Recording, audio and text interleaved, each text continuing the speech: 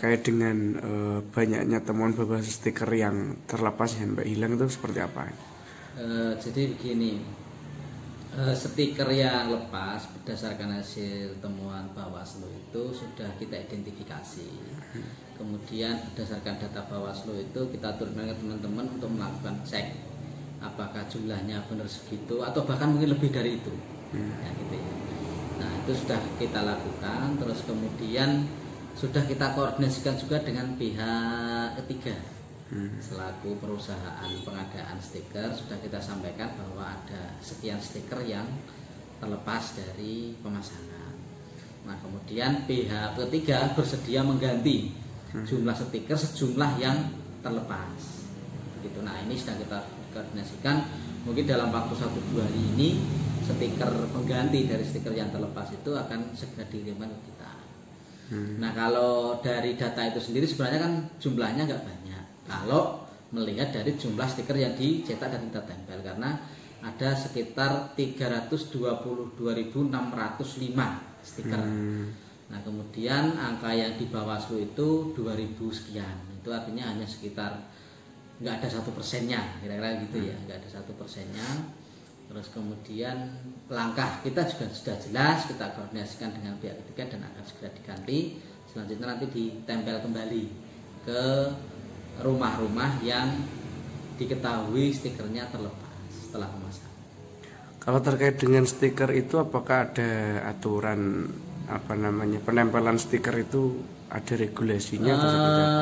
Prinsipnya itu diatur memang bagi stiker proses coklit, ada penempelan stiker di rumah yang sudah dilakukan coklit. Tetapi apabila ditemui pemilik rumah kemudian tidak berkenan untuk ditempeli, maka stiker itu akan kita serahkan kepada yang bersangkutan. Yang silakan mau ditempel monggo, mau tidak monggo, karena itu adalah hak dari yang bersangkutan. Nah, pemilih. Terkait dari hak dari pemilih yang dicoklit. Nah, kemudian apakah penempelannya itu harus di depan rumah? Ya, sebenarnya tidak ada standar gitu. Nah, misalnya dipasang di dalam rumah boleh apa enggak, itu tidak ada larangan, tidak melanggar begitu. Atau di balik pintu itu ya? Ya, misalnya begitu. Tapi karena kebiasaan atau lazimnya pemasangan stiker tahap coklit itu di rumah, dan untuk mengetahui secara mudah, misalnya bagi siapapun yang ingin mengetahui apakah seseorang ini sudah dicoklit atau belum, baik itu oleh pengawas, masyarakat umum atau siapapun, maka memang tempat yang lazim itu di dekat pintu atau di depan rumah. Tetapi seandainya mau dipasang tidak di depan rumah pun sebenarnya tidak ada larangan. Termasuk ketika tidak berkenan untuk dipasang sekalipun juga tidak ada larangan. Tapi stiker wajib kita serahkan kepada yang bersangkutan.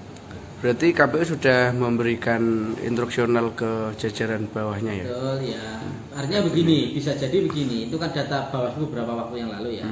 Nah, hari ini kita minta teman-teman kembali untuk melakukan checking di lapangan. Jangan-jangan nanti jumlahnya bertambah lagi setelah dari data yang dirilis oleh Bawaslu beberapa waktu kemarin. Nah, tetapi apapun itu menjadi tanggung jawab pihak ketiga ya kan. Karena memang mereka sebagai pihak yang produksi, tapi kalau kita melihat speknya memang sudah sesuai spek, artinya jenis kertasnya, ukurannya itu sudah sesuai dengan spek yang ditentukan oleh KPU.